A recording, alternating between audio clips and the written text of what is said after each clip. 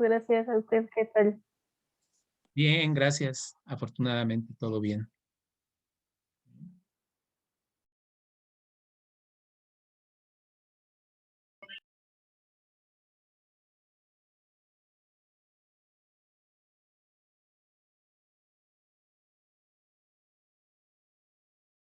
Ay, doctor, se le apagó su micrófono. Sí, gracias, gracias.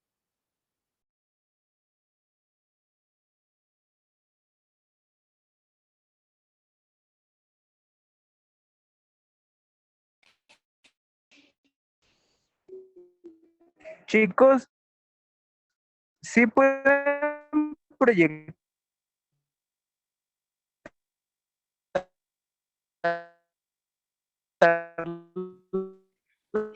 Adrián, se te traba muchísimo el audio, no se entiende nada. Creo que está diciendo que sí podemos proyectarlo. la O nos está preguntando.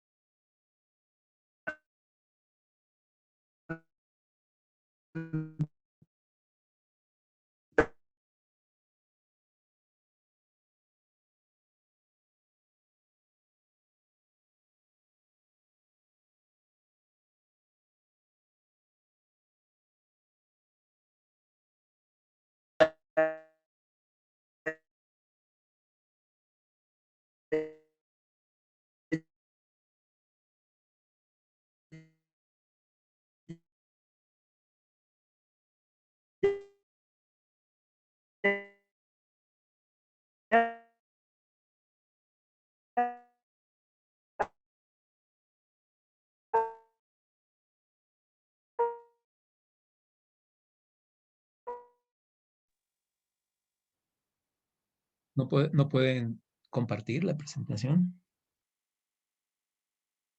No, Yo ya la voy a compartir con o sea, para que la puedan ver, pero necesito como el permiso, porque no me deja de quién es el host para ajá, que la sí, a pueda mí tampoco proyectar. me deja. ¿Quién Dice es, que, quién es Adrián. el hospedero? Adrián,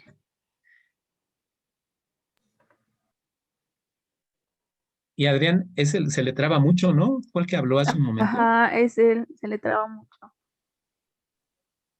es que justo como que está teniendo muchos problemas técnicos. Ujú.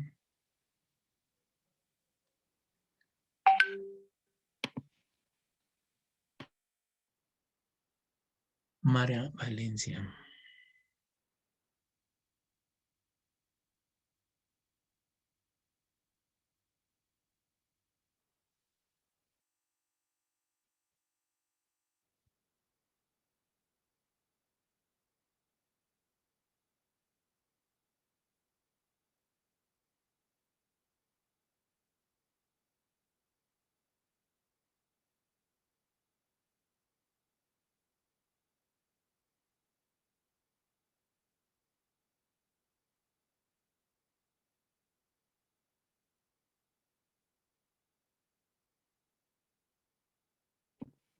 Ya íbamos, doctor, perdón, es que no podemos proyectar.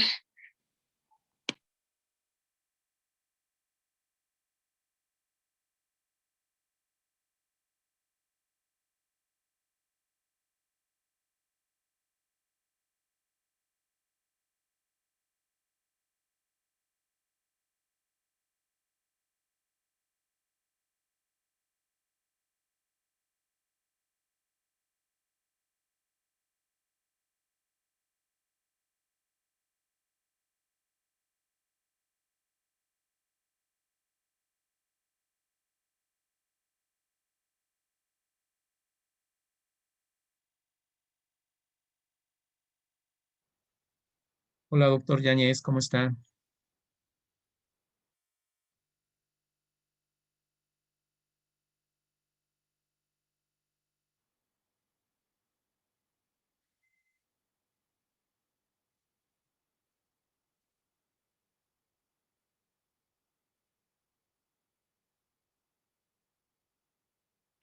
¿Ya empezamos? Creo que espera, amiga, porque el doctor Yáñez creo que se está conectando con el audio, entonces por eso no puede escuchar. Ah, ok, muchas gracias, muchas gracias.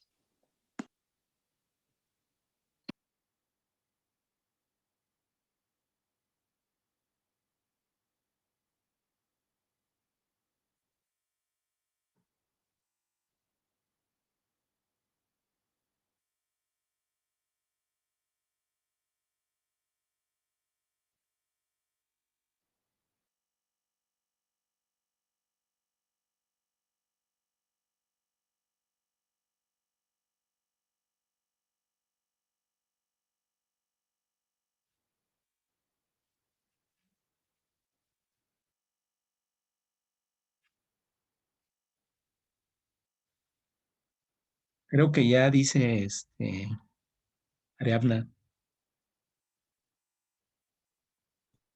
Perdón, doctor. Ariadna mandó un chat. Ah, es que hay otra compañera que se llama igual que yo. Ah, Es que es Ariadne y Ariadna. ah,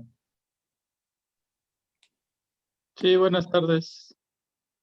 hola doctor, buenas tardes, muy buenas tardes, ¿cómo está? Bien, bien. Aquí con algunos problemas de audio ya, pero ya los puedo escuchar. Muy bien, muy bien. Preguntaban si ya podían empezar. Ya podemos empezar. Bueno, yo voy a estar por aquí unos momentos. ¿Cómo no, doctor? Muchas gracias, gusto en saludarle. Igualmente, doctor, que esté bien. Gracias. Muchas gracias. Ya nada más para comentar, a esta Ariadna que dice Adrián que si al final nada más le puedes dar como en guardar el video de la clase. Ah, ok. Ok. Para mí, o sea, que yo le ponga a guardar. No, No, es no, ya, doctor, ¿no? ajá, para la que es la anfitriona. Pero nada más, pues sí que ahorita le mando mensaje porque no sé cómo se haga eso. Ok, Se está grabando, ¿eh? Está prendido ahí, se está grabando. sí, sí, está bien, muchas gracias. Bueno, ahora sí ya vamos a empezar. Y primero que nada, pues buenas tardes, profesores y compañeros. Espero que estén teniendo una excelente tarde. Nosotros somos el equipo 9 y vamos a presentar trombosis arterial y venosa, junto con los temas de tromboflebitis y flebotrombosis. El equipo está compuesto por Tobar Ávila Michelle y su servidora Valencia Estrada Mara Patricia. La que sigue, por favor. Bueno, primero vamos a ver un poquito la diferencia entre la trombosis y la hemostasia, porque pues es importante para entender el tema. Primero que nada tenemos que la hemostasia va a ser este mecanismo de defensa fisiológico del huésped que se orienta a detener la hemorragia, formando estos tapones hemostáticos que van a ser de plaquetas y fibrina en aquellos sitios en donde estén dañados pues algunos vasos o epitelio, etcétera. Y por otra parte, la trombosis va a reflejar ya como tal un proceso patológico que se asocia a trombos intravasculares que van a llenar y van a ocluir la luz de arterias o venas. La que sigue, por favor. Bueno, vamos a empezar con la trombosis arterial. La que sigue. Primero vamos a empezar con su definición y esta va a ser esta formación o presencia de un coágulo de sangre que va a ser al interior de un vaso sanguíneo, específicamente de una arteria, y también se le conoce como aterotrombosis. Esta se va a originar en áreas de flujo rápido y por ende este va a componerse de plaquetas con escasa fibrina y hematíes y por tanto principalmente van a ser trombos de color blanco. La que sigue, por favor. Vamos a tener en la epidemiología que esta es la principal causa de morbimortalidad en Estados Unidos y es el top mundial por todas las complicaciones que conllevan estas enfermedades, el tener trombosis. Entonces tenemos que en estudios realizados se encontraron 785,000 nuevos episodios coronarios a consecuencia de un trombo y 795,000 apoplejías nuevas o recurrentes. De estas 795,000, 610 eran episodios iniciales y 185,000 eran ya recidivas. Y una de cada 18 pacientes pues murieron por una apoplejía. La que sigue, por favor. Bueno, esta es una tablita, bueno, tablitas que nos indican las causas principales de defunción en el mundo y en los países de ingresos bajos. Este es un periodo que comprendió del 2000 al 2019 en la primera tabla, en el cual nos enseñan cardiopatías isquémicas y accidentes cerebrovasculares, y como vemos, pues sí hubo como que una pequeña diferencia, pero siguen siendo como las primeras causas. Y por otra parte, también entre las primeras 4, pues en el número 3 tenemos en los países de ingresos bajos a las cardiopatías, y en el número 4 a los accidentes cerebrovasculares. Entonces, pues son enfermedades que son prevenibles y son muy comunes. ¿A qué sigue, por favor? Bueno, esta es una tabla de México. Estas son las 10 principales causas de muerte en el periodo que comprendió del 2020 de enero a agosto. Y como tal tenemos a pues las enfermedades coronarias tanto en hombres, mujeres, que fueron las más importantes. Y también en, pues ya dispersos, tenemos a las enfermedades cerebrovasculares, que también comprenden pues una de las principales causas de muerte. ¿La que sigue, por favor? Y bueno, aquí entramos ya con los factores de riesgo, y para esto necesitamos hablar de algo que se llama umbral de la trombosis. Bueno, todos esos efectos o factores de riesgo pueden ser hereditarios y adquiridos, y si se combinan, pues van a generar un riesgo intrínseco de una trombosis para cada individuo. Por la parte de los riesgos hereditarios tenemos a la deficiencia de la antitrombina, de la proteína C, de la proteína S, del factor 5 de Leiden y algunas mutaciones de los genes de la protromina. Por otra parte, en los factores de riesgo adquiridos está la edad avanzada, ya haber adquirido o tenido pues una trombosis previamente, el cáncer y la obesidad, principalmente la mórbida. Ahora, los factores desencadenantes extrínsecos aumentan como tal el riesgo de sufrir pues esta enfermedad, y si las fuerzas intrínsecas y las extrínsecas superan este umbral que tenemos, que es un umbral crítico, va a generarse una producción de trombina que va a superar a los mecanismos protectores y va a producirse una trombosis, una tromboembolia venosa o una arterial. La que sigue, por favor. Bueno, estos son unos cuadritos que nos hablan de causas hereditarias de la trombosis arterial, y pues aquí están los receptores de plaquetas, las enzimas redox y la homocisteína. Por otra parte, también tenemos unos posibles genes alterados que podrían ser algunos desencadenantes. La que sigue, por favor. Bueno, como ya vemos, hay muchísimos factores de riesgo, y los más importantes son los que mencioné anteriormente. Sin embargo, pues hay otros que también pues merecen esta mención honorífica. Por ejemplo, estos que son el tabaquismo, la hipertensión arterial y diabetes, la dislipidemia, y pues otra vez puse la edad porque en serio es muy importante, o sea, es como el factor más importante. También se aúna a esto pues el sedentarismo, una inmovilización prolongada, cirugías ortopédicas en las grandes articulaciones, que esto nos causa un riesgo alto para eventos tromboembólicos, ya sea trombosis venosa profunda o tromboembolia pulmonar.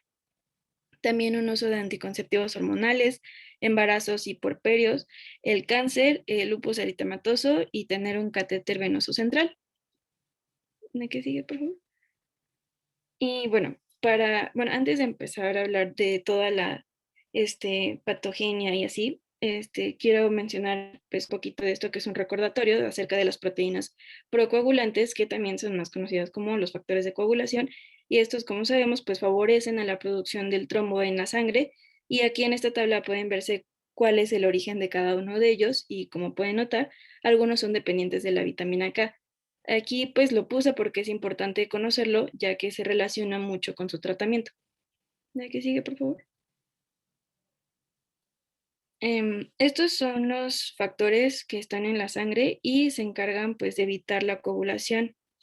Están los 3 primeros principales, que es la proteína C, la proteína S y la Z, que son dependientes de la vitamina K también. Después están la titromina 3, el heparansulfato, que es una glicoproteína que básicamente viene del endotelio, la prostaciclina y el óxido nítrico, que estos no solo se encargan de evitar una coagulación, sino también de generar una vasodilatación, y así pues que llegue más flujo de sangre a nuestro tejido.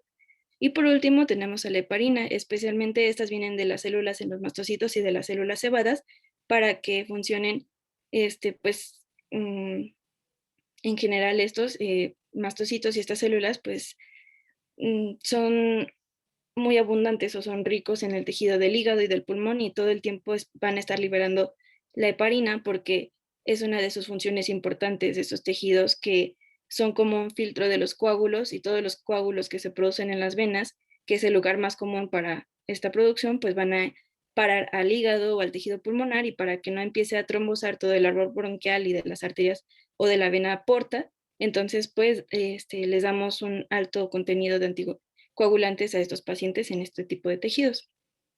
La que sigue, por favor. Bueno, también tenemos aquí un esquema chiquito que nos habla sobre cómo se generan las fibras entrecruzadas de la fibrina y todo inicia con la protrombina. Esta va a activar a la trombina y a su vez ayuda a que el fibrinógeno se convierta en la fibrina y estas van a generar todas estas redes entrecruzadas para que se dé esta formación de nuestro coágulo y pueda darse todo esto con la ayuda de dos vías. La que siga, por favor. Como sabemos, la coagulación se divide en dos cascadas, que es la intrínseca y la extrínseca, y tenemos que la vía intrínseca pues no va a participar tanto en la coagulación como la otra, que sería la extrínseca. De hecho, algunos pacientes con deficiencia de los factores 12, 11 o alguna otra que participan aquí, pues no tienen realmente manifestaciones como hemorragias, a diferencia de pues si fuesen en otra vía, pero pues esto ya es de otras patologías. La que sigue, por favor. Y bueno, y sí, quiero comentarles que por fines prácticos solo voy a explicar esta vía extrínseca porque es como la que nos importa un poquito más. Y ya como podrán notar en nuestro esquema, la vía extrínseca va a estar asociada a nuestro daño de las células y este va a ser el principal responsable de toda la coagulación. Va a comenzar con un daño y por eso también le podemos encontrar pues en los libros como la cascada que se asocia al daño de las células. Este daño se va a manifestar cuando la falta del endotelio aparezca y va a empezar a liberarse todo este factor tisular o el factor 3 de la coagulación, que puede ser activado pues igualmente por las plaquetas. Esto es un punto muy importante. Entonces, este va a activar al factor 7 de la coagulación y a su vez va a activarse al factor 10. Aquí también es importante mencionar que cuando se activa esta vía común ya en el factor 10, pues ya el tejido, o sea, la sangre ya decidió coagularse y ya no hay vuelta atrás. O sea, un paso anterior, por así decirlo, todavía es posible inhibir la vía, sin embargo, en este punto ya se va a formar el coágulo. Entonces el factor 10 va a activar a la protrombina y esta va a activar a la trombina que va a transformar, como ya lo había mencionado, el fibrinógeno a la fibrina y esta se va a acoplar a las mismas fibras de ya esta fibrina que va a estar activada y va a crear esta red grande gracias al factor 13 y se van a formar estas redes que van a ser más fuertes como un sustento. Y ya el hecho de que se estimule la trombina, pues va a activar al factor 8 de coagulación y aquí pues hay como un entrecruce que va a activar también a la vía intrínseca y puede ser como tanto por la vía intrínseca o la extrínseca, pero es más común que sea la extrínseca. Entonces, pues vamos a iniciar con esta vía, va a llegar a la trombina, activamos a la otra vía y se crea toda esta malla de moléculas de fibrina que va a ser muy pegajosa, no va a ser hidrosoluble, por lo que pues va a empezar a acumularse y va a tratar de alejarse del agua, va a atrapar a las células y así va a formar a nuestro coágulo. La que sigue, por favor. Bueno, entonces, la principal teoría de la patogénesis se basa en la triada de Birkhoff. Estas se las van a mencionar más adelante. Y es importante saber que pues, va a haber alteraciones de los componentes de la sangre. Un estado protrombítico va a generar este desequilibrio de los mecanismos procoagulantes y de los anticoagulantes naturales. La trombosis pues, va a ser esta consecuencia de la activación que va a estar desbordada de la hemostasia y va a sobrepasar todos estos mecanismos que son de regulación. Entonces vamos a iniciar con que las plaquetas que van a estar circulando pues, de forma normal y cotidiana en una forma inactiva en nuestros vasos, pues van a estar ahí hasta que una lesión del endotelio o algún estímulo externo las active. La que sigue, por favor. Bueno, aquí se van a adherir al factor de von Willebrand y al factor al colágeno subendotelial expuesto. Y esta adhesión va a llevar a la activación de la plaqueta, después va a darse un cambio de su forma, la síntesis y liberación de tromboxano, de serotonina y de adenosindifosfato. La que sigue, por favor. Y bueno, aquí los estímulos de la plaqueta van a producir cambios en la configuración del receptor de nuestra glucoproteína 2B y 3A, de la integrina plaquetaria y esto va a desencadenar una fijación de nuestro fibrinógeno de gran afinidad y la formación de un trombo de plaqueta estable. La que sigue, por favor. Aquí es como una imagen que nos resume todo lo que estamos mencionando, cómo se van activando y cómo es toda esta trombosis, nada más que pues quería ponerles los pasos y pues si gustan la pueden como seguir más adelante ya cuando termine la exposición. La que sigue, por favor. Bueno, entonces vamos a tener que la lesión endotelial vascular va a ser este trauma directo o indirecto de nuestra pared endotelial, entonces se va a exponer el colágeno y va a producir o inducir nuestra trombosis, provocando la activación plaquetaria. Dicho de otra forma, pues aquí tenemos nuestro esquema, ¿no? En la parte de arriba tenemos nuestra luz normal, nuestro endotelio de células, y por debajo del endotelio se encuentra el colágeno subendotelial. Aquí pues va a haber una infiltración de lípidos, o sea, un ateroma, y este ateroma va a generar que haya una turbulencia. La que sigue, por favor. ¿Esta turbulencia qué va a provocar? Bueno, pues que haya una lesión endotelial de las células y se exponga el colágeno subendotelial y así haya pues un reclutamiento de plaquetas, que es lo que ya les había explicado hace ratito. Estas plaquetas se van a adherir y van a activarse para que así, la siguiente, por favor. Y la que sigue. Para que así se forme todo este trombo, se van a ir pegando las células con la fibrina y todo, porque es algo muy, muy pegajoso, hasta que llegue un punto en el que este trombo de estar ahí pegado, pues simplemente por la misma pues eyección de la sangre que lleva la fuerza, pues lo desprenda, y así es como se van a dar pues diferentes complicaciones. La que sigue, por favor. ¿Y por qué serían las complicaciones? Bueno, esto sería lo que nos pueda dar nuestro cuadro clínico. Antes de dar lo que sería de las complicaciones, es importante decir que en su mayoría, pues no va a referir el paciente que sienta como tal una trombosis en la arteria, ¿no? O sea, hay datos clínicos que, por ejemplo, puede ser dolor en el miembro, puede ser edema de la extremidad, calambres, extremidades frías y pálidas, o cianosis y dificultad o imposibilidad para la deambulación, pero realmente no es tan común que el paciente presente estos síntomas. Sin embargo, ya cuando hay complicaciones, por ejemplo, hablando ya de un síndrome coronario agudo sin elevación del ST, ahí sí ya nos va a dar estos síntomas, que serían angina de pecho, sudoración, náusea, dolor abdominal, disnea, síncope, y a la exploración física realmente no vamos a encontrar alteraciones. Sin embargo, si ya hablamos de un infarto de miocardio con elevación del segmento ST, pues aquí igual, angina de pecho, náusea, vómito, debilidad profunda, vértigo, palpitaciones, sudor frío, sensación de muerte inminente, y a la exploración física, pues el paciente pues va a tener alteraciones. La que sigue, por favor. Bueno, aquí la enfermedad vascular cerebral, pues es esta alteración neurológica que se caracteriza porque es una aparición brusca, generalmente no tiene aviso y tiene síntomas de 24 horas o más, y esto causa secuelas que son físicas y neurológicas, incluso el paciente puede llegar a morir, y va a destacar como una causa muy común de incapacidad en los adultos.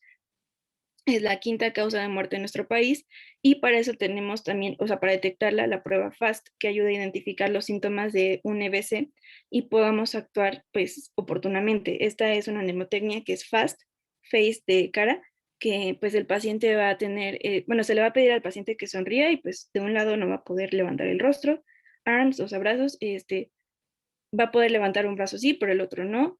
Speech o habla va a pedir al paciente, bueno, le vamos a pedir al paciente que pueda o pronuncie alguna palabra y pues no va a tener esa facilidad, o alguna oración. Y tiempo, pues es que tenemos que actuar rápido porque ese paciente se puede complicar. Y la que sigue, por favor. Esta es otra mnemotecnia que creo que está un poquito más sencilla y más fácil de recordar, que es camaleón, que es cara colgada, mano pesada, lengua trabada, y on, que es pues llamar. Entonces, pues estas alteraciones son las que podríamos llegar a encontrar en un paciente con un EBC. La que sigue, por favor. Y bueno, aquí metí el tratamiento, el diagnóstico, la verdad es que lo metimos hasta el final porque pues es lo mismo para todos. Sin embargo, pues, ¿qué podemos utilizar aquí? Pues los fármacos más importantes que tenemos son los anticoagulantes, y no solo para la arterial, sino también para la venosa. Pero estos anticoagulantes orales son los más utilizados y eso no quiere decir que sean los mejores, de hecho son peligrosos. Y estos anticoagulantes orales lo que hacen pues es actuar como un antagonista de la vitamina K. Recuerden que les dije que era importante recordarlo. Como le mencionamos desde un inicio, pues se llevan mucho de la mano. Y al administrarse el fármaco, el hígado pues se va a llenar de esta vitamina y se van a acabar estos factores de coagulación. Y ahora, ¿cuáles van a ser los factores que ya no nos van a servir? Por ejemplo, el factor 2, que es la trombina, el 7, el 9 y el 10, pues ya no nos van a servir. Además de la proteína C, S y Z, y se va a administrar esto pues en pacientes que tengan hipercoagulabilidad. Ay, perdón, siempre me trabo. Coagulabilidad. Y cuando haya cualquier factor de la triada de Birkhoff. Y pues esta ahorita se las menciono. Ahora, el problema de administrar estos fármacos es que pueden generar trombosis y sangrado, y los anticoagulantes tipo warfarina van a inhibir a proteínas procoagulantes como los anticoagulantes. O sea, lo malo de esto es que el primero pues nos van a inhibir a las proteínas anticoagulantes, y después de administrar la warfarina es posible que pues sí, o sea, que repleten primero los anticoagulantes, y entonces pues el paciente va a empezar a generar como unos microtrombos que pueden ser como un efecto adverso que no es tan común, o bueno, así lo decía la bibliografía, pero puede pasar que se necrosa la piel, empieza con pequeños trombos debajo de esta y se pone negra, se cae y les duele mucho. Entonces es una complicación que puede pasar, o sea, no es tan común, pero pues así decía. Bueno, por eso se suele recomendar que si se va a dar anticoagulantes orales al paciente, primero se dé heparina por 3 o 4 días hasta que ya sea completo el efecto del anticoagulante oral. Y los más usados de estos pues son la warfarina y la acenocumarina, y como las proteínas deben inyectarse de manera subcutánea, en este caso la heparina, pues es como un inconveniente para el paciente, o sea, esta no se puede tomar, y aumentan, bueno, la ventaja de esto es que aumentarían la función de la antitromina 3, bloquean la función del factor 10 y activan pues a la trombina, entonces bloquean completamente a nuestra coagulación. Las indicaciones son exactamente las mismas y los efectos adversos pues son básicamente los mismos, o sea, el sangrado. Porque pues obviamente si no está coagulando para nada el paciente, pues haces que sangre demasiado, y otro efecto adverso es que pues aunque no es común, igual puede llegar a ser muy severo, que al administrar esta heparina se destruyan las plaquetas, porque va a haber una reacción en el cuerpo del paciente en el que las plaquetas se peguen. Bueno, la heparina se pega a las plaquetas, el sistema inmune las encuentre, las desconozca y piense que sea algo malo, entonces va a destruirlas y va a generar esta trombocitopenia que puede llegar a ser severa, y debe suspenderse aquí pues la heparina, pero pues no es realmente lo más común, o sea, es como un poco raro que pase, pero puede pasar. Y pues ya aquí los ejemplos clásicos serían la enoxaparina y la heparina, que pues no es de bajo peso molecular, pero también se puede ocupar la de bajo peso molecular. La otra ventaja de estos anticoagulantes, los orales y de las heparinas, es que como tienen tanto riesgo de sangrado, hay que estarlos como monitorizando de manera constante los primeros meses al paciente, pues para que no estemos pasándonos de esta anticoagulación y que pues pueda llegar a tener hasta una hemorragia. Y ya en los nuevos medicamentos, pues la primera desventaja es que son mucho más caros, pero pues son más seguros porque son como específicos. Ahorita les explico por qué. Miren, tenemos a la Vigartran y al Rivaroxaban. Estos van a bloquear directamente a factores de la coagulación sin bloquear toda la cascada, o sea, van a ir directo al punto. Entonces, tenemos que el primero va a bloquear directamente a la trombina y el segundo va a bloquear al factor 10 y que va a estar activado únicamente, o sea, no a ningún otro. Esto quiere decir que no causa un sangrado excesivo, o sea, sí lo causa, pero pues no tanto, pero la verdad es que son mucho más seguros que los otros dos fármacos. La desventaja es esa, que son un poco accesibles. Y la que sigue, por favor. Bueno, este es como el mecanismo de acción que les acabo de explicar, o sea, cómo actúan en el factor 10 y en la trombina, pero pues realmente es lo mismo que les acabo de decir, entonces nada más está como esquematizado. La siguiente, por favor. Bueno, igual el fondaparinux tiene básicamente el mismo efecto que el rivaroxaban. Se une con una alta afinidad a nuestro sitio de unión de la antitrombina, y lo que resulta pues es en estos cambios conformacionales que son irreversibles y le permite unirse y pues así inhibir al factor X, activado. Y esto pues es necesario para convertir a la trombina, la tromina y pues toda la vía, ¿no? Entonces pues es igual específico, pero la desventaja pues es que es caro. Y la que sigue, por favor. Bueno, aquí los fármacos fibrinolíticos que se utilizan para degradar los trombos pueden administrarse de forma sistemática, o también pueden liberarse a través de catéteres directamente en las sustancias del trombo. Estos factores pues actúan convirtiendo la proenzima, el plasminógeno, en plasmina y la enzima activa. Existen pues dos depósitos que es el circulante y el ligado, pero pues ya es como que vías distintas y estos tengo entendido que no se utilizan tanto. Pero bueno, los activadores del plasminógeno pues activan al plasminógeno que está ligado a la fibrina y son específicos de esta, y los que son inespecíficos pues no discriminan entre el que está ligado o el que es circulante, o sea, simplemente pues como que inhiben todo lo que se encuentra. El que sigue, por favor. Y bueno, eso es todo de arterial. No sé si tengan una duda o si quieren que repita algo. No, Mara, todo bien, gracias. Sí, bueno. Y bueno, entonces vamos a comenzar con lo que es la trombosis venosa. La que sigue, por favor. Esta la vamos a definir como la aparición de un trombo formado inicialmente por lo que son los hematíes y fibrina, también es llamado trombo rojo. Esta se da pues en el interior del sistema venoso, casi siempre es en el profundo, y este puede llegar a crecer y fragmentarse, como podemos ver en la imagen. El primero pues es como hay un flujo en la vena, el segundo es cómo comienza a haber un estasis y finalmente cómo se da la liberación del trombo. La que sigue, por favor. Vamos a tener que este trombo venoso pues se puede dar tanto en venas superficiales como en venas profundas. En las venas superficiales se dan en lo que son las afenas. Esta es cuando están varicosas, lo cual nos va a causar una congestión local, un dolor, también una predisposición a infección cutánea y úlceras varicosas, pero raramente estas van a embolizar. Y por otro lado vamos a tener lo que son las venas profundas, en el cual pues son venas de mayor calibre de las extremidades inferiores. Estas principalmente se encuentran en la parte superior de la rodilla. Son las venas popitlias, femorales e ilíacas. Estas suelen embolizar más y suelen causar dolor y edema. Sin embargo, pues el 50% de estos casos suelen ser asintomáticos. Estas se van a producir principalmente en edad avanzada, en personas con inmovilización, con insuficiencia cardíaca, congestiva, algún traumatismo, intervención quirúrgica, quemaduras y bueno, entre otros. La que sigue, por favor. Ahora, otra definición que debemos de tener en cuenta es la enfermedad tromboembólica venosa. Esta pues va a comprender todo lo que es la trombosis venosa profunda y la tromboembolia pulmonar, que podríamos decirlo así, que es la consecuencia. Es importante hablar de ello ya que pues es la tercera causa cardiovascular de muerte. Esta pues es después de la enfermedad coronaria y de la isquemia cerebral.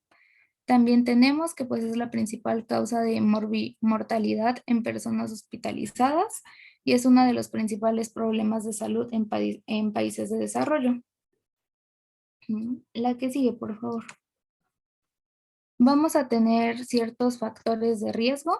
Entre ellos tenemos hospitalizaciones por cirugía o alguna enfermedad aguda, cáncer activo, enfermedades neurológicas con paresia en extremidades inferiores, traumatismos o fracturas, trombosis venosa superficial o también el sexo, ya que se menciona que en mujeres en edad reproductiva suele ser más frecuente o tienen un mayor riesgo, o también en mujeres que están embarazadas. La que sigue, por favor. Y por otro lado vamos a tener lo que son los factores predisponentes. Entre ellos está la edad, que como lo mencionó mi compañera, a mayor edad pues va a haber mayor predisposición. También un índice de masa corporal mayor, una historia familiar de trombofilia, antecedentes familiares o personales de trombosis venosa profunda, embarazo y cáncer. La que sigue, por favor. bueno, hablando sobre la patogenia, vamos a tener lo que es la triada de Virchow. En esta pues va a haber 3 factores que nos van a ayudar al formar un trombo. El primero es la lesión endotelial, en el cual, como ya lo mencionó mi compañera, pues cuando haya esta lesión, el cuerpo va a comenzar a activar todas estas vías para lograr su hemostasia. Entonces, estas vías van a comenzar cuando hay una pérdida del endotelio, lo cual nos va a producir una exposición de la matriz extracelular subendotelial, lo cual al estar en contacto con la sangre va a haber una adhesión de plaquetas y a su vez esto nos da la liberación de factor tisular y una depresión local de lo que es la prostaglandina tipo 2 y el plasminógeno. Ahora, si hablamos sobre el flujo sanguíneo anormal, primero tenemos que hablar del flujo sanguíneo normal. Este flujo sanguíneo normal o eficiente tiene 3 características para poder hacer así. El primero es que debe tener una presión adecuada, el segundo es una velocidad igual adecuada y finalmente que este flujo sea laminar. Sin embargo, como lo podemos ver en las venas, para empezar el flujo no siempre es laminar, debido a que como tal las venas cuentan con lo que son las válvulas. Estas válvulas pues nos van a provocar turbulencias en la sangre. Ahora, si hablamos sobre la presión y la velocidad, pues van a existir ciertos factores que nos puedan, por llamarlo así, afectar a la presión y a la velocidad, como pueden ser el peso, la edad o la inmovilización. Entonces, estos 3 factores conjuntos nos pueden llevar a lo que es la estasis de los compuestos pues, de la sangre. Entonces, al tener esta estasis, poco a poco se van a comenzar a agregar lo que son la fibrina y pues las plaquetas. Y finalmente vamos a tener lo que es la hipercoagulabilidad, que pues esto como tal va a ser cualquier alteración de las vías de coagulación que nos van a ayudar a la predisposición de un trombo. Las causas de la hipercoagulabilidad pues son varias, sin embargo nos las dividen en primarias, como pueden ser mutaciones tanto del factor 2 o 5 o mutaciones del gen metil tetrahidrofolato o deficiencia de la proteína C. En las causas secundarias, pues vamos a tener como la inmovilización prolongada, infartos del miocardio o fibrilación auricular. Y por otro lado, también vamos a tener la adquirida, como puede ser el uso de anticonceptivos orales y también en estados hiperestrogénicos del embarazo, ya que estos nos pueden causar como tal un aumento en la síntesis hepática de estos factores de coagulación y una reducción en la síntesis de antitrombina. También nos mencionan lo que es el cáncer, ya que los productos tumorales nos pueden provocar lo que es procoagulantes, que igual nos ayudan a la predisposición de trombosis. La que sigue, por favor. ¿Tienen alguna duda antes de comenzar con los otros 2 temas? No, gracias. Todo bien. No, gracias. Vale. Bueno, entonces, no, en la anterior, por favor. No, esa, ándale, gracias. Aquí, antes de empezar, quiero mencionarles que a pesar de que sí son patologías distintas, pues varias bibliografías ya nos dicen que al día de hoy ya se prefiere utilizar como el término trombosis venosa superficial porque engloba y sustituye muchísimos pues denominaciones que se utilizan para referirnos a estas patologías, que serían flebitis, tromboflebitis, varicoflebitis, hasta la flebotrombosis, ¿sale? Entonces, pues por eso mismo todo el tratamiento y todo el diagnóstico, pues básicamente es lo mismo, no es que les queramos repetir todo. Entonces, nada más para mencionar eso. Listo, ahora sí, por favor.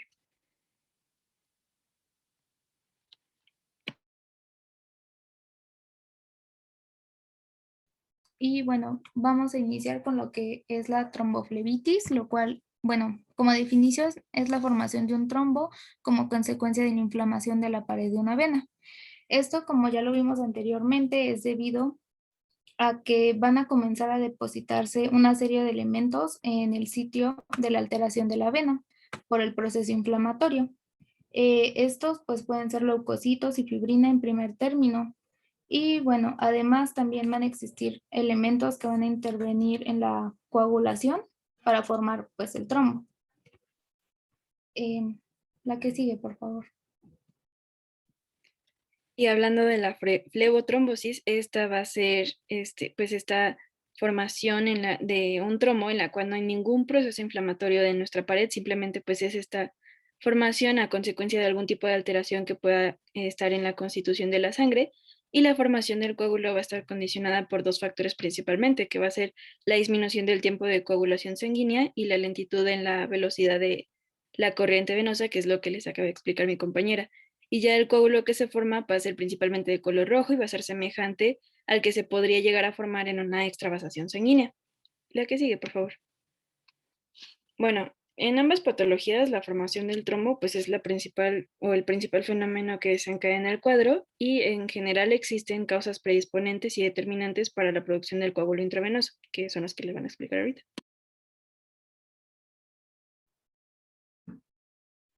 La anterior, por favor. Y bueno, en las causas predisponentes, pues vamos a tener principalmente la edad avanzada, también enfermedades cardiovasculares, antecedentes personales patológicos de varices, obesidad, anemia, neoplasias malignas y focos infecciosos.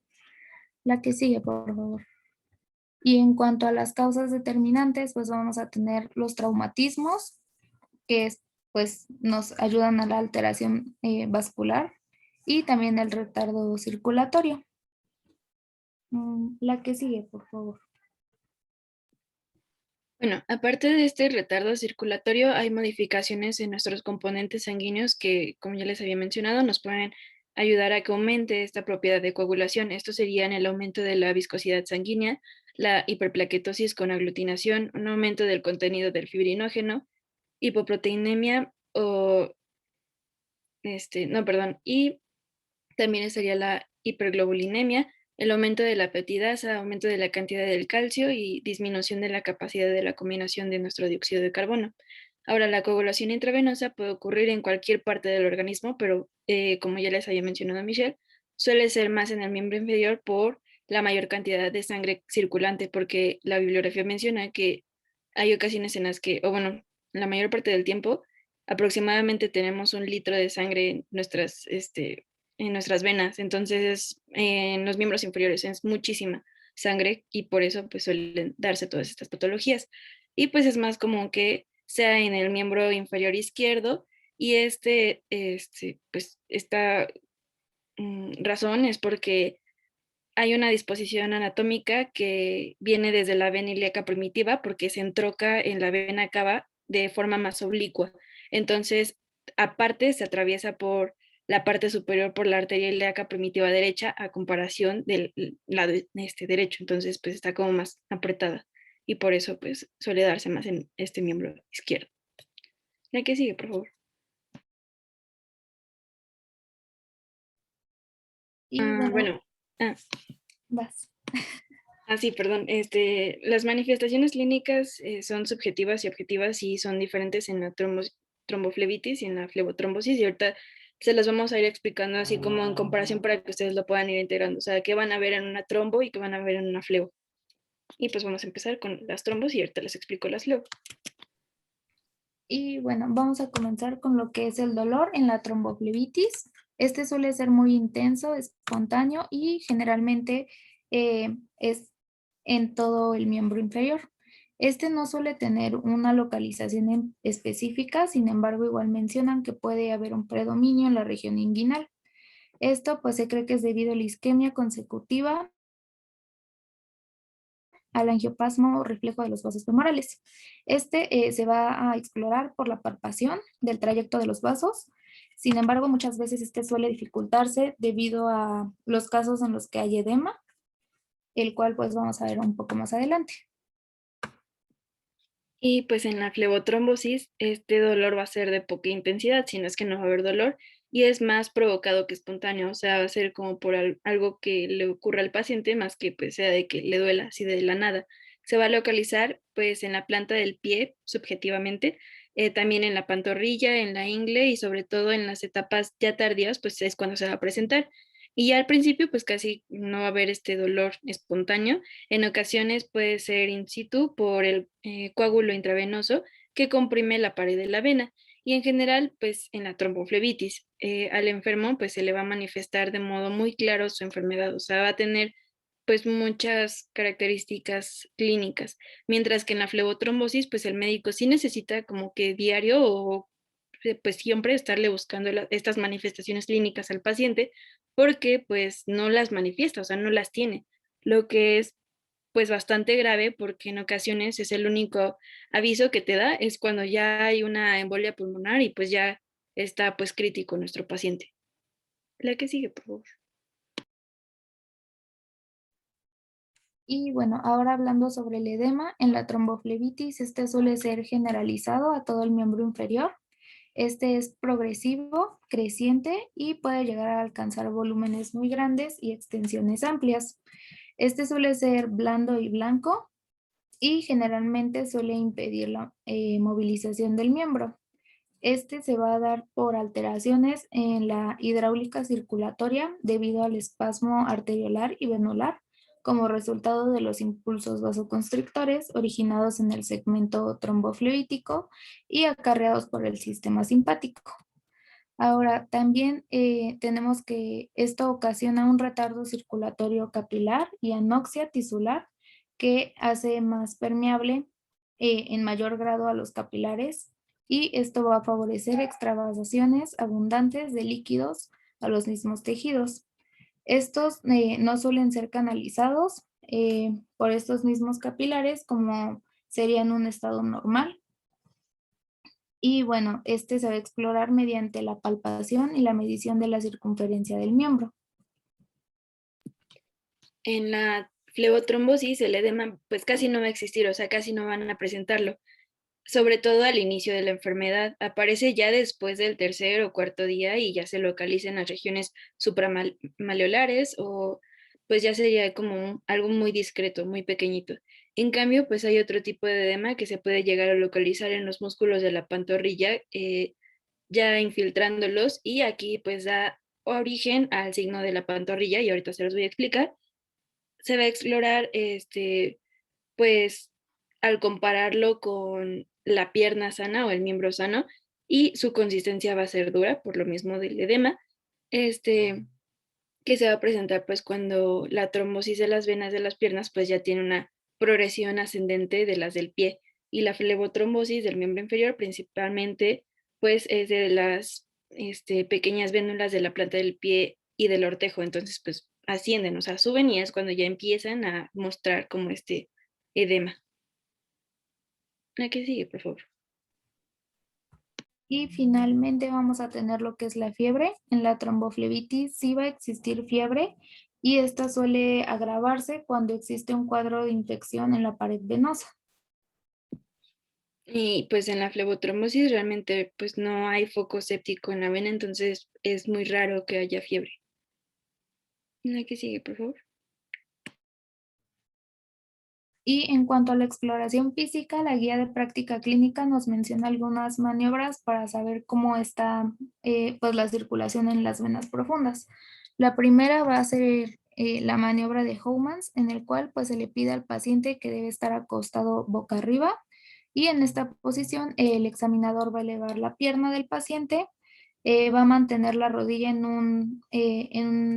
una flexión, por llamarlo así, y va a proceder a movilizar la articulación del tobillo hasta lograr la flexión del pie, como se puede ver en la imagen. Y este va a ser positivo cuando se produce dolor a la flexión. Este dolor va a ser referido en el tendón de Aquiles o en la pantorrilla. Y se cree que este dolor es originado debido a que los músculos de la pantorrilla se van a contraer y van a hacer presión sobre lo que es la vena tibial profunda, que se va a encontrar en estos casos inflamada. La que sigue, por favor. Después vamos a tener lo que es la maniobra de Hollow, en el cual pues el paciente igual va a estar acostado, se va a elevar el miembro inferior y luego se va a hacer presión sobre lo que son los gemelos. y se le va a preguntar al paciente si hay dolor. Esta maniobra pues igual es positiva si existe dolor y se cree que el dolor es causado debido a la presión de los músculos de la pantorrilla contra el plano óseo. La que sigue, por favor. Y finalmente vamos a tener la maniobra de Pratt, en el cual pues nos va a ayudar a saber la permeabilidad del sistema venoso profundo. Se le va a pedir al paciente en decúbito que levante el miembro inferior. Después se le va a vendar desde los dedos hasta la desembocadura de la safena interna. Después se le pide al paciente que se ponga de pie y se comenzará a quitar lo que es el vendaje de arriba hacia abajo. Y así es como vamos a observar cómo va a ir llenando las venas y si aparece una comunicación varicosa. Este es positivo, pues si se comienza a ver esta comunicación. La que sigue, por favor. Ahora, ¿cómo vamos a evaluar el dolor en la flebotrombosis? Se va a explorar con maniobras igual. Primero está la del artejo y va a ser comprimiendo de modo progresivo y creciente ambos bordes del primer artejo en su primera falange y se va a ocasionar un dolor intenso de manera brusca. Después tenemos el signo de Newman y aquí se va a comprimir digitalmente la planta del pie en el arco y se va a despertar aquí pues el dolor, el desencadenante. Después tenemos el signo de Homans, que es el mismo que les acaba de explicar ahorita Michelle. Después está el signo de la pantorrilla. Y aquí va a haber una diferencia en la consistencia de la pantorrilla enferma porque esta va a estar dura en comparación con la sana, que pues va a estar de una consistencia normal. Y esto va a ser a consecuencia del edema muscular. Y pues en ocasiones hay un cordón venoso duro y puede ser palpable con dolor en el hueco popliteo cuando el trombo se ha formado pues ya en la vena femoral o en las ilíacas, va a haber una disminución de su amplitud en la pulsación de las arterias femorales o de las ilíacas y es palpable el cordón venoso y pues se puede ocasionar dolor en y no en la arteria que es adyacente a esta vena.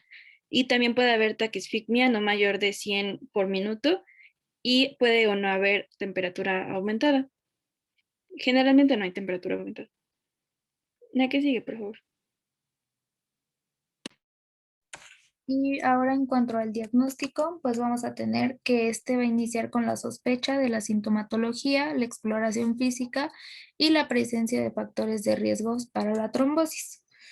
La estrategia diagnóstica va a comenzar con el modelo predictivo de Wells, que es el que están viendo, y la prueba de dímeros D, que más adelante se las voy a explicar.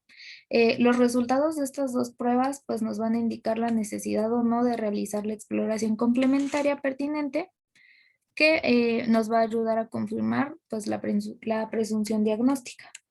Entonces, este modelo predictivo de Wells nos ayuda a clasificar a aquellos pacientes que van a tener una baja o una alta probabilidad pues, de padecer lo que es pues, estas dos patologías. Y bueno, en esta pues vamos a ver todas las características clínicas. La mayoría nos da un puntaje de 1. Entonces, si tenemos un puntaje menor a 1, perdón, a 2, pues significa que tiene un riesgo muy bajo y si es mayor a 2, pues es un riesgo muy alto. La que sigue, por favor. Después tenemos la prueba de dímeros D. Estos pues son productos de la degeneración de la fibrina, en el cual pues vamos a medir su cantidad en el plasma. También vamos a considerarla positiva si encontramos concentraciones mayores a 500 nanogramos por mililitro. Esto siempre y cuando pues tengamos la sospecha clínica. Se cree que tiene hasta una sensibilidad del 96 hasta el 100%. Y en dado caso de que el dímero D sea normal, pues como tal nos excluye del diagnóstico de alguna de estas dos enfermedades. La que sigue, por favor. Después vamos a tener lo que es la ecografía Doppler. Este es el método no invasivo más utilizado para el diagnóstico de las enfermedades y por llamar va a ser el de primera siempre. Este va a tener una sensibilidad del 97% y bueno, su uso es es racionado de acuerdo a aquellos pacientes que tengan los factores de riesgo, el cuadro clínico y los resultados de dímeros D positivos. Y bueno, vamos a tener una serie de signos ecográficos que nos pueden dar pues el diagnóstico. En el trombo podemos observar que si es agudo se va a ver hipoecogénico, mientras que si es crónico va a haber una mayor ecogenicidad. Ahora, en la alteración del calibre de la vía de la vena, perdón, pues vamos a ver que si es agudo va a haber un aumento en el calibre y si es crónico una disminución de este. También podemos encontrar una ausencia de flujo y una ausencia de la compresibilidad de la vena. Y en la imagen de la derecha les coloqué lo que es una trombosis de la vena femoral común. La VFC pues es la vena femoral común y la AFC pues es la arteria. Y vamos a ver que se encuentra aumentada la vena de calibre. También podemos observar material hipoecoico en su interior y no hay evidencia de flujo, al menos en este examen. La que sigue, por favor. Bueno, nada más aquí, estas son unas tablas que puse en cuanto a la frecuencia de la trombosis venosa y en cuáles suelen pues, localizarse más.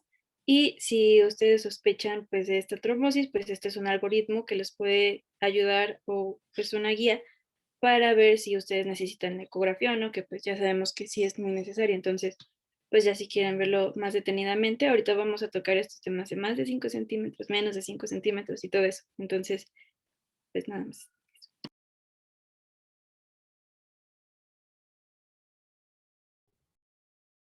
Y finalmente vamos a tener lo que es la flebografía. Esta se dice que es el estudio de estándar de oro para el diagnóstico de estas patologías. Sin embargo, no es recomendado como un estudio de rutina. Siempre primero antes de este es el Doppler, siempre, siempre.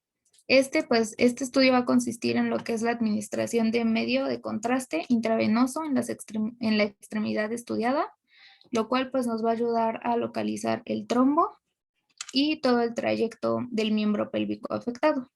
Esta pues es una prueba invasiva y solamente se va a recomendar cuando haya alguna duda de los resultados previos, también cuando haya una necesidad de confirmar al 100% la trombosis venosa profunda, para determinar también la extensión y localización del trombo y la evaluación de un tratamiento que más adelante vamos a ver. Y también, pues si queremos hacer una inserción de filtros en la vena cava. La que sigue, por favor.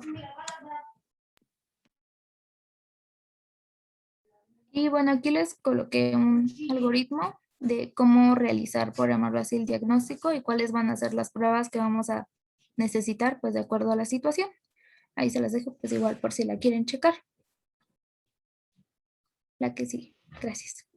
Ya hablando del tratamiento, pues es importante mencionar que hay 4 objetivos importantes. El primero, pues es tratar los síntomas. El segundo es evitar que haya una extensión de este trombo. El tercero, pues es prevenir que haya complicaciones embólicas. Y ya el cuarto, pues es evitar que el paciente tenga alguna recidiva en caso de que ya tenga la enfermedad. Y es necesario conocer los factores de riesgo para el desarrollo de una complicación trombótica de nuestro sistema venoso profundo. Y desde luego, pues es mejor el tratamiento para ambos padecimientos desde la prevención, ¿no? O sea, antes de llegar como que todo esto, pues mejor prevenirlo. La que sigue, por favor.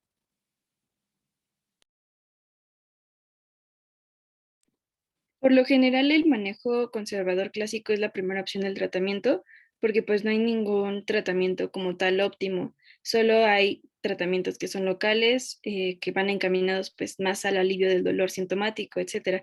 Pero para eso tenemos pues factores que nos pueden ayudar a nosotros a saber si son pues factores de riesgo o no para nuestro paciente. O sea, por ejemplo, sería una trombosis extensa de más de igual o mayor a 5 centímetros, una localización por encima de la rodilla de esta trombosis venosa superficial en la vena sana, una proximidad anatómica hacia el sistema venoso profundo que sea igual o menor a 5 centímetros de esta unión safeno-femoral o la safenopopltea, una afección de la vena safena mayor, que haya síntomas severos, que los factores de riesgos que son médicos para esta trombosis, por ejemplo, el sexo masculino, que ya haya habido una un desarrollo de una enfermedad previa, algún tipo de cirugía, neoplasia o trauma reciente, pues son factores de riesgo para desarrollar otra vez o desarrollar esta enfermedad y que nos pueden orientar pues al tratamiento. La que sigue, por favor. Bueno, aquí nosotros debemos adoptar distintas medidas. Primero están las generales, que a todos los pacientes que ya se diagnostican con una trombosis venosa superficial de extremidades inferiores se les debe aconsejar pues mantener las extremidades elevadas y efectuar una deambulación precoz, utilizar compresas tibias o frías y tratar el dolor, pues puede ser con algún fármaco. Ahora, la terapia ya compresiva, en ausencia de contradicción alguna, o sea, que pues, no se tenga algún tipo de enfermedad que se lo impida, pues debe utilizar medias de compresión con algún tipo de longitud que abarque toda la extensión de la vena afectada. Si hay pues, gran sintomatología local en la fase inicial de la enfermedad, se puede realizar un vendaje compresivo de la extremidad y después, ya que pues, mejora el dolor, y ya no hay tantos signos inflamatorios, puede continuarse con el empleo de la media de compresión, porque proporciona un grado de compresión, digamos, más constante, más estable a comparación de las vendas que pues durante el día y su uso se van aflojando y estos pues son aplicador dependiente, o sea, dependiendo de quién lo ponga, pues va a ser qué tan apretada esté y qué tan adecuado la hayan puesto, a diferencia pues de las medias que simplemente pues hacen su trabajo por sí solas y ya según el grado de la tolerancia también del paciente, porque pues hay personas que no lo toleran tanto y les duele muchísimo, entonces pues también hay que irlos acostumbrando y hay que valorar si utilizar una compresión normal pues es lo adecuado. También se pueden utilizar AINES que son administrados pues oralmente y van a reducir la extensión y progresión de la trombosis venosa superficial más o menos en un 67%. Esto se hizo en comparación con un placebo en un estudio realizado y pues esto ayuda a la mejora de los síntomas pues locales. Y aquí se pueden aplicar naproxeno de 500 miligramos cada 12 horas, ibuprofeno 400 miligramos cada 8 horas. Y ya en caso de que la mujer esté embarazada, pues en caso de que sea una paciente, puede utilizarse paracetamol, pero también recuerden pues que los AINES tienen que controlarse mucho en los pacientes de la tercera edad.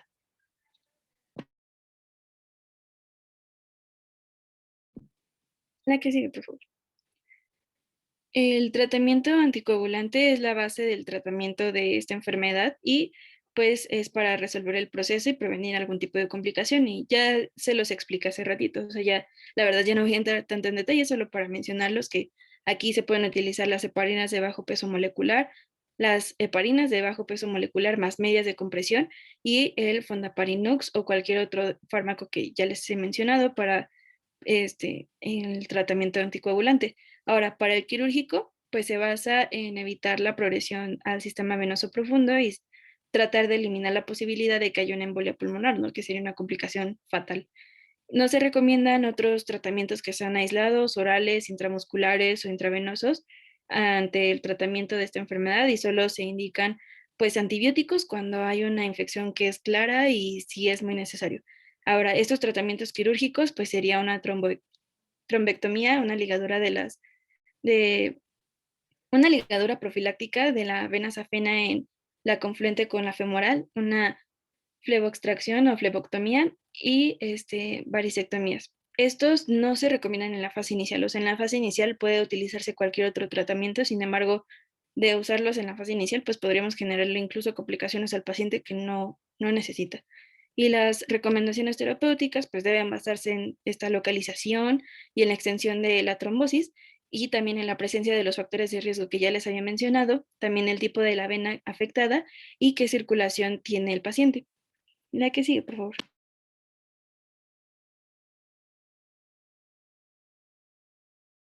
Bueno, este es un algoritmo que nos habla de la trombosis venosa superficial. Aquí es más o menos lo que les estaba mencionando de el tamaño de la cantidad de centímetros que está, por ejemplo, ante el callado, si hay factores o no de riesgo asociados. Y eso los vamos a ver en la siguiente diapositiva como un poquito más desarrollados. La que sigue, por favor. ¿Por qué? Porque aquí vamos a determinar qué tratamiento debemos elegir y a qué dosis.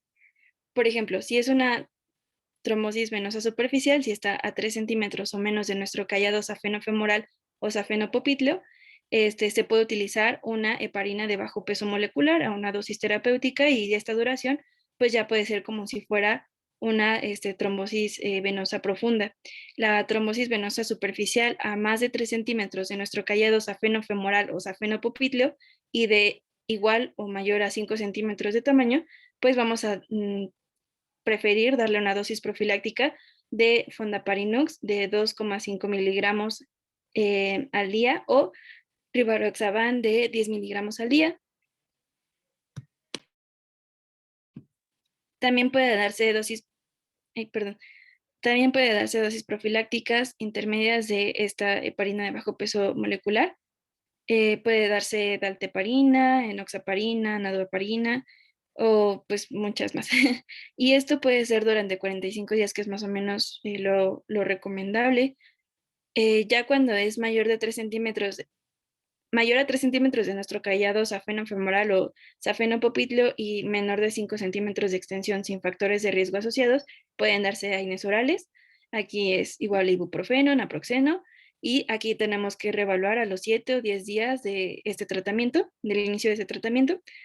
Y ya cuando es a mayor de 3 centímetros del callado safenofemoral o safenopopliteo y de menos de 5 centímetros de extensión, pero ya que tenga síntomas graves o factores de riesgo asociados, ya se le va a dar heparina de bajo peso molecular a dosis profilácticas intermedias. Se puede dar fondaparinux a dosis profilácticas. También se puede dar rivaroxaban 10 miligramos kilo día durante 45 días. Y esto, ¿cuánto se puede llegar a dar? Por ejemplo, del fondaparinux, se puede aceptar que esta duración sea de 45 días. De la heparina de bajo peso molecular puede ser mínimo de 30 días en una dosis intermedia y de 45 días en dosis profiláctica. Y ya de los AINES, pues ya se establece una duración mínima de 8 a 12 días, dependiendo del paciente. Y la que sigue, por favor.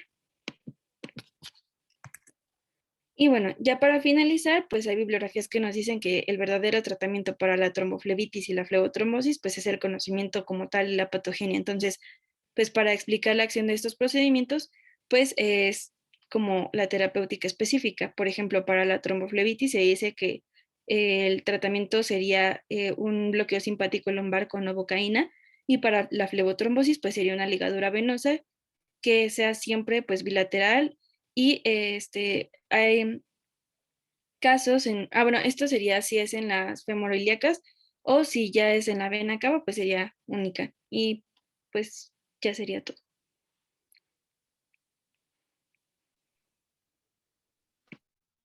Muy bien. ¿Tienen alguna pregunta?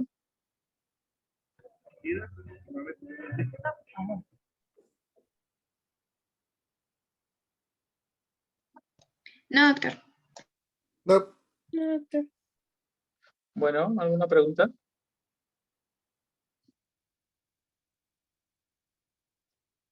No, doctor. No, doctor. Muy bien. Para todos en general, ¿cuál sería, digamos, el factor protrombótico, digamos, por excelencia, o el más alto que ustedes consideren? De todos los que comentaron en la sesión, ¿cuál sería el factor protrombótico por excelencia? ¿Cuál creen?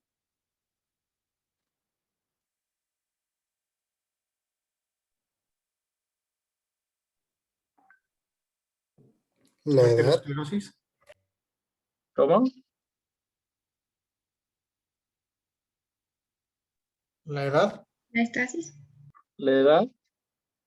Ok, ¿alguien más?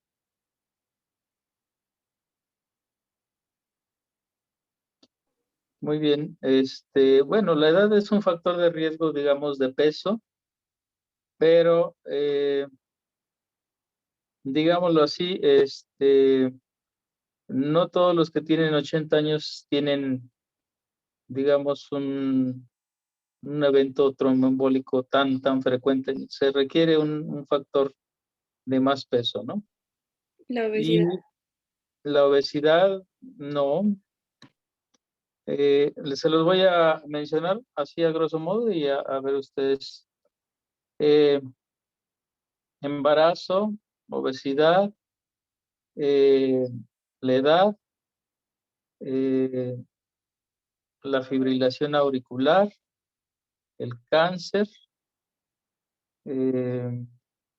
las prótesis valvulares, la insuficiencia venosa. Se me escapa por ahí algún par. ¿Cuál creen que de estos sea el que más el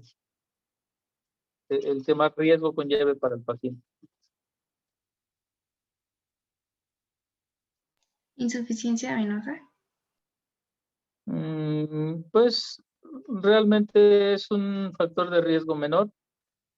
Yo creo que la consideración debería hacerse sobre el cáncer. El cáncer es, digamos, es una enfermedad que conlleva un estado hipercoagulable y es altamente o es muy frecuente. De hecho, un buen porcentaje de pacientes con cáncer se mueren de trombosis. Y otros, pues, por la enfermedad propiamente dicha, ¿no? Quien tocó el tema de la trombosis arterial y, bueno, tocó el tratamiento. Miren, fundeprina casi no usamos aquí en México. Usamos para paciente hospitalizado, usamos heparina. Para paciente ambulatorio, ya sea antes de que se hospitalice o quizás sin necesidad de que se hospitalice, usamos antagonistas de vitamina K o los nuevos anticoagulantes, el rivaroxabana, el dabigatran y los que mencionaron. La warfarina y la xenogomarina conlleva un riesgo muy bajo de esta complicación que dijo la doctora de trombosis, porque se depleta muy rápido ciertos factores de la vitamina K, como el factor 2. El factor 2, y por eso se da un ciclo de 5 días aproximadamente de heparina con los primeros días de anticoagulación con acenocomarina y warfarina. Pero es extremadamente rara esa complicación. Ahora bien, ¿ustedes cuándo empiezan el tratamiento de una trombosis? Por ejemplo, una trombosis venosa. Pues, número 1, ante sospecha clínica. Número 2, con estudios de imagen o dímeros. O número 3, con el ultrasonido o cuando ya hay datos de tromboembolia pulmonar. ¿Cuándo empezarían el tratamiento? Es Anticoagulante, obviamente. ante la sospecha clínica, porque Eso es. Efectivamente, en el momento que ustedes sospechen, le hacen la evaluación esta de la probabilidad. Si sale de intermedia a alta, empiezan el tratamiento. Ahora ya tenemos la ventaja de que se puede dar anticoagulantes orales desde el primer momento con el inicio de la acción inmediata. Antes, cuando no había anticoagulantes orales, inhibidores directos del factor 10 y del factor 2, había que hospitalizarlos para empezarles heparina y hacer el traslape con el anticoagulante oral, la warfarina o la seno. Ahora ya no es necesario. Desde que se sospecha hay que dar el tratamiento. 3 a 6 meses de tratamiento o indefinido si se cree que se puede perpetuar la causa de la trombosis. Por ejemplo, si tuvo una cirugía, son 3 meses, ¿no? Si hizo tromboembolia pulmonar, son 6 meses. Pero ¿se acuerdan qué entidades se recomienda de forma indefinida la anticoagulación? Cuando hay alguna situación, digamos, asociada a la trombosis, ¿de qué tipo? La Ese no. idiopática. Hereditaria. En el caso ¿Cómo? de BC, Hereditaria.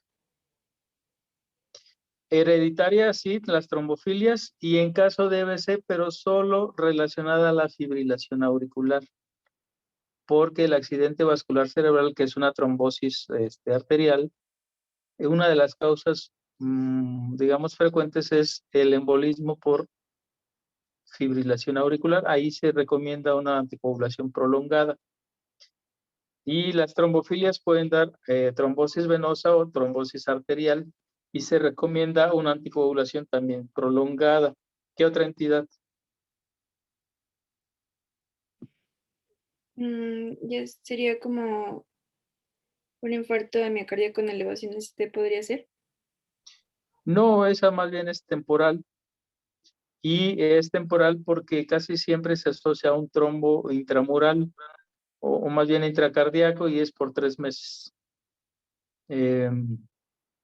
El embarazo,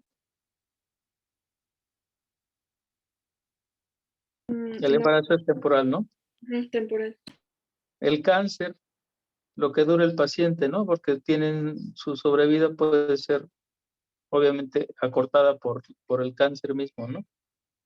El cáncer sería, y las enfermedades inmunológicas asociadas a trombosis, ¿como cuál? ¿Se acuerdan de alguna? Lupus. El lupus, efectivamente. ¿Alguna otra? Artritis reumatoide. No, la artritis reumatoide es raro que dé trombosis. Hay una entidad que se llama síndrome de anticuerpos antifosfolípidos, que puede dar trombosis arterial o trombosis venosa. Es una enfermedad autoinmune igual que el lupus. También se recomienda en forma prolongada la anticoagulación. Entonces son pocas entidades realmente, ¿no? La fibrilación auricular, estas enfermedades inmunológicas, y también cuando no se encuentra un factor claro, pero es recidivante la trombosis. Por ejemplo, si tú le diste un ciclo de tratamiento de 3 meses a un paciente que tuvo trombosis venosa profunda y vuelve a hacerla, hay que darle anticoagulación pues prolongada, porque no sabemos qué va a pasar con este paciente. Si obviamente tiene un riesgo alto de volver a hacer trombosis venosa, ¿no? Muy bien. ¿Qué otra cosa? Díganme, por favor, un par de ventajas de los antagonistas de la vitamina K y un par de ventajas, obviamente, de tratamiento de antagonistas de vitamina K sobre los nuevos anticoagulantes, y un par de ventajas de los nuevos anticoagulantes sobre los antagonistas de la vitamina K. Pues yo creo Y que... eso, perdón, No, adelante, perdón. ese ejercicio lo hacen o lo van a hacer ustedes ya cuando ejerzan con cada paciente que deban darle anticoagulación oral. ¿Qué van a escoger? Si me refiero a la anticoagulación ya para ambulatorio, ¿no? Ya cuando sale de alta al hospital. ¿Qué van a escoger? Si warfarina o el dabigatran o el rivaroxaban. ¿Cuál sería una de ellas para cada uno de el tipo de tratamiento?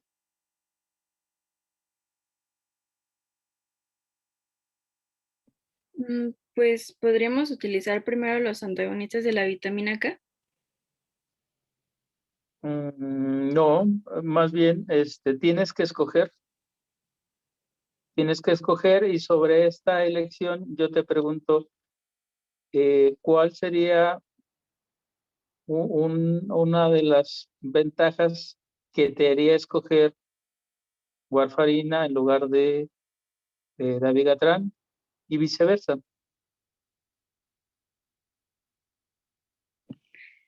Mm, Es que una ventaja de la warfarina, pues es que inhibe toda la vía, ¿no? Entonces, pues vamos a detener súbitamente pues la generación de los coágulos. Entonces, pues sería como para acción rápida, por así decirlo. Sin embargo, una desventaja pues es que sería como el riesgo de un sangrado, a diferencia pues no sé, de los nuevos fármacos, que ya podría ser el Rivaroxaban, que esto ya es más específico, o también el Dabigatran, y Ok, hay menor riesgo de sangrado. ok. Retomando lo que acabas de decir, eh, el riesgo de sangrado es un poquito mayor que con la warfarina que con los nuevos anticoagulantes. Pero la diferencia no hace la necesidad de escoger uno u otro. Quizás en el paciente muy anciano, y sería escoger los nuevos anticoagulantes, los inhibidores directos del 10. El inicio de acción más rápida es con los inhibidores de 10 activado, ¿eh? Es más rápido. El otro tarda más tiempo porque se depletan poco a poco los factores de coagulación, no de golpe, sino progresivamente. Puede tardar hasta 2 semanas en hacer un efecto óptimo la warfarina y la cenocumarina. Entonces, retomando la pregunta, la ventaja sería ahí para los nuevos anticoagulantes. El inicio de acción más rápido. Riesgo de sangrado muy similar. Quizás en el paciente anciano ahí te inclinarías, pero por los nuevos anticoagulantes. Sería la segunda ventaja para los nuevos anticoagulantes. ¿Habría alguna ventaja para los antagonistas de vitamina K?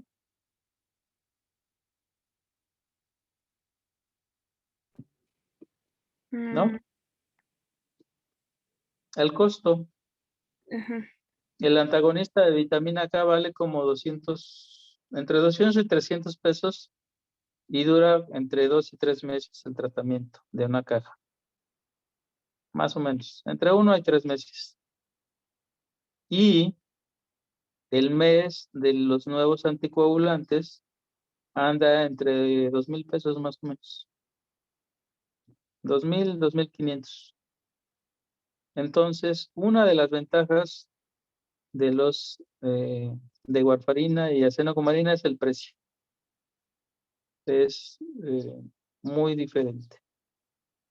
Creo que sería la única ventaja, prácticamente. Fuera de eso, el perfil de los nuevos anticoagulantes es mejor, tanto en inicio de rapidez de acción, efecto uniforme, no da tantas variaciones, no necesita monitoreo, hay que estarle sacando sangre a los que usan warfarina cada mes y estar ajustando la dosis. Y el otro es la interacción con con antibióticos, con AINES. Da mucha interacción la warfarina y la cenocumarina.